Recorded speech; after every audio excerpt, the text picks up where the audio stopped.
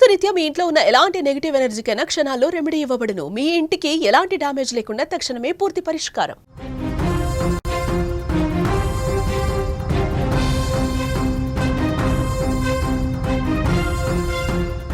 South ఆఫ్రికాతో రెండో test వేళ భారత్కు మరొక బిగ్ షాక్ తగలనుంది. మొదటి ఇన్నింగ్స్లో మెడనొప్పి కారణంగా మైదానం విడిన భారత కెప్టెన్ శుభ్మన్ గిల్ రెండో టెస్ట్లోనూ ఆడేది అనుమానంగానే కనిపిస్తోంది. ఇప్పటికే కోల్కతా టెస్ట్లో ఓడిన టీమిండియాకు ఇదొక బిగ్ షాక్ అనే చెప్పాలి. మరోపక్క ఇప్పటికే కోల్కతాలో జరిగిన తొలి మ్యాచ్లో ఓడిన టీమిండియాకు గువాహటి టెస్టు చాలా కీలకమైంది.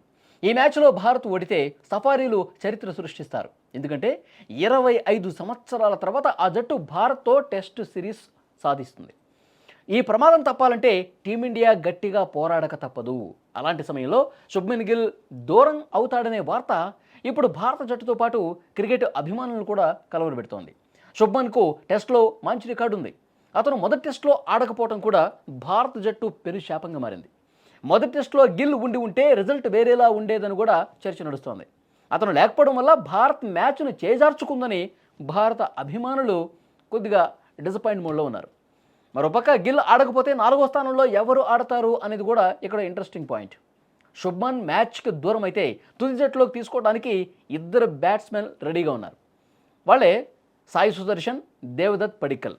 కానీ వీళ్ళిద్దరూ కూడా ఎడమ చేతి వాటం బ్యాటర్లు కావటం కొద్దిగా సమస్యగా మారింది.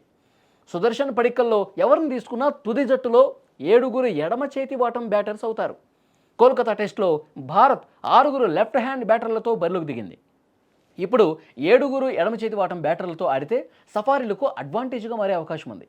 ఎందుకంటే తొలి టెస్ట్లో సౌత్ ఆఫ్రికా స్పిన్నర్ సైమన్ హర్మర్ భారత బ్యాటర్లకు చుక్కలు చూపించాడు.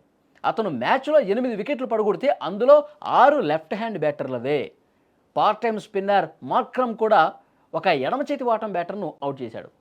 దీంతో మరి ఎవరిని తీసుకుంటారు? ఇంతకు గిల్ నిజంగానే అందుబాటులో ఉండడా, లేదంటే టెస్ట్లోకి అందుబాటులోకి వచ్చేసి ఆడతాడా? ఇది తేలాలంటే ఇంకా కొద్ది గంటలు వెయిట్ చేయాల్సినటువంటి పరిస్థితి ఉంది. ముఖ్యంగా ఈ మ్యాచ్ మీద చాలా ఎక్స్పెక్టేషన్స్ కూడా ఉన్నాయి. తప్పకుండా గెలవాల్సిన మ్యాచ్లో టీమిండియా ప్లేయర్స్ మ్యాజిక్ చేసి సఫారీల మీద గెలుపు బావుట ఎగరవేస్తారు అన్నది వస్తున్నటువంటి విషయం. సో చూద్దాం ఏ విధంగా కొత్త బ్యాట్స్మెన్స్ వస్తారు. ఒకవేళ గిల్లే ఆడతాడా?